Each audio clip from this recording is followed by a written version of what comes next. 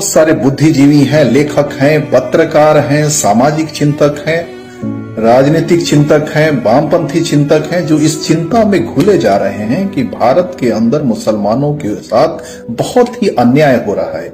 सांप्रदायिक शक्तियां मुसलमानों को टारगेट कर रही हैं और मुसलमानों को सामाजिक और आर्थिक दृष्टिकोण से कमजोर करने की कोशिश कर रही हैं, उनको अलग थलग करने की कोशिश कर रही हैं, उनके धार्मिक स्वतंत्रता को छीनने की कोशिश कर रही हैं, उनके सामाजिक अधिकारों को छीनने की कोशिश कर रही हैं।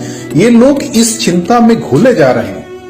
लेकिन क्या मुसलमानों को भी इसकी चिंता है? बिल्कुल नहीं। आज जुमेरात है, कल जुमा है। देखिए आप, मुसलमान व्हाइट कपड़े पहन के, सर पे टोपी लगा के, मस्ती से सुरमा इतर लगा के नमाज पढ़ेंगे और बिरयानी खा के सो जाएंगे। उनको इससे कोई फर्क नहीं पड़ता कि देश में और दुनिया में क्या चल रहा है और क्या नहीं चल रहा है। और इससे भी बहुत ज्यादा हुआ तो फिर शाम को किसी, अगर जो कुछ कमी रह जाएगी, शाम को किसी वलीमे की पार्टी में जाएंगे, वहां पे बियर और कबाब खा के अपना मस्ती से आके रात में सो जाएंगे। उनको इससे कोई फर्क नहीं पड़ता है। अगर एक हिजाब का मसला है, अगर उनकी बहन बेटियों का हिजाब उतारा जा रहा है, स्कूलों के दरवाजे पे खड़े होकर टीचर और पुलिस वाले उनके बहन बेटियों के हिजाब उतार रहे हैं, तो क्या फर्क पड़ गया? क्या उस हिजाब को उतार देने से मुसलमानों के कबाब और पराठे के स्वाद में किसी तरह की कोई कमी आ गई? नहीं। आप उसका सबसे बड़ा उदाहरण ले लीजिए कि आप दिल्ली का उदाहरण ले लीजिए, जहां सीए एनआरसी के विरोध में इतना प्रदर्शन हुआ। बूढ़ी बूढ़ी औरतें, जवान औरतें, बच्चियां महीनों वहां मैदान के अंदर, सड़क के अंदर ऊपर बैठी रहीं। किस लिए? ताकि हम मुसलमानों के अधिकारों का हनन नहीं हो पाए। और आज क्या हुआ? उसके जितने अगवा हैं आज जेल में सालों से सड़ रहे हैं। क्या आपने कभी देखा है कि मुसलमानों ने उसके लिए आवाज उठाई हो? क्योंकि ये मुसलमानों का मुद्दा ही नहीं है। मुसलमानों को इससे कोई फर्क नहीं पड़ता, क्योंकि जिनकी आत्मा मर जाती है, जिनका आत्मसम्मान मर जाता है, जिनका जमीर मर जाता है, जिनका बुद्धि और विवेक मर जाता है, उनको इससे कोई फर्क नहीं पड़ता कि उनके साथ क्या हो रहा है। आपने कभी देखा कि ये संगठित होकर ये जो 20 करोड़ गिनतियों पे है, जिनकी गिनती से आरएसएस और भाजपा वाले की नींद उड़ी हुई है, रात को बेचारे सो नहीं पा रहे हैं कि 20 करोड़ हो गए, 20 करोड़ हो गए।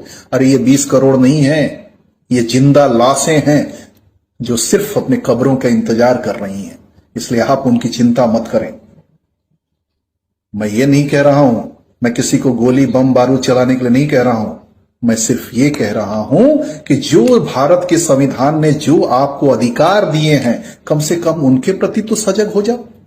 उससे आपको किसने रोका है? लेकिन नहीं, इनके लिए दूसरे लोग मरते रहें, दूसरे लोग इनके लिए चिंता करें, दूसरे लोग इनके लिए आंदोलन करें, दूसरे लोग इनके लिए धरना दें, दूसरे लोग इनके लिए प्रदर्शन करें। लेकिन नहीं, ये क्या करेंगे?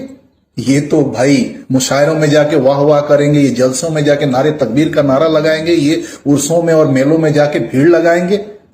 इनको इससे क्या फर्क पड़ता है? क्योंकि ये जानते हैं कि ज्यादा से ज्यादा इनका क्या होगा।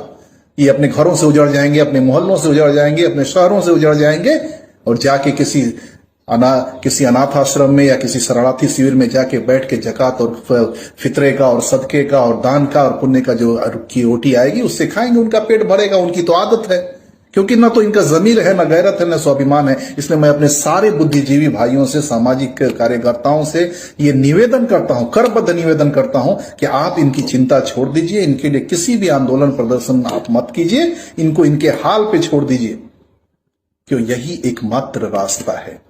अगर ये बर्बादी की तरफ जाना चाहते हैं तो आप इनको नहीं बचा सकते।